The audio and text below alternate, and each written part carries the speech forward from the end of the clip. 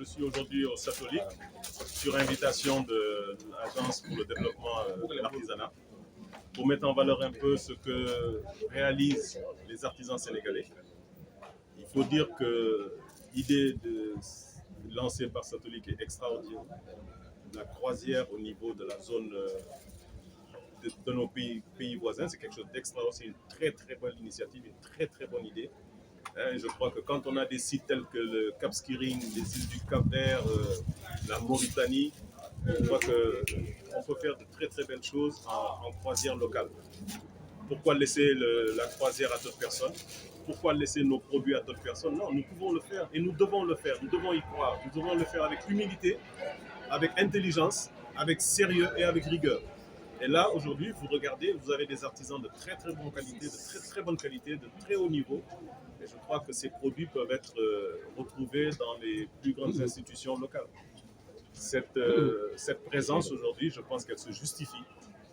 Parce que le tourisme, quand on parle de tourisme, on parlera de luminaires, on parlera de décoration intérieure. Et je pense que ma place est au niveau de cette activité. Tout à l'heure, on parlait de link entre les pays de l'Afrique de l'Ouest, par exemple, le Sénégal, la Mauritanie, d'autres pays qui sont présents. Aujourd'hui, qu'est-ce que les artisans comptent faire, en tout cas, pour créer un link entre les artisans de l'autre pays, histoire de faire des joint ventures? Je crois que les autorités ont déjà lancé le train, et c'est un train qui est parti. Quand on regarde que les pays voisins sont là, la Mauritanie, la Gambie, les îles du Cap-Vert, ça prouve déjà qu'il y a une très bonne volonté, une très grande volonté au niveau des autorités supérieures pour pouvoir mettre en exergue tout le travail fait par les artisans. Je pense que tous les artisans font un travail extraordinaire dans tous les pays. Dans tous les pays. Et comme je dis souvent, tout le monde sait faire quelque chose.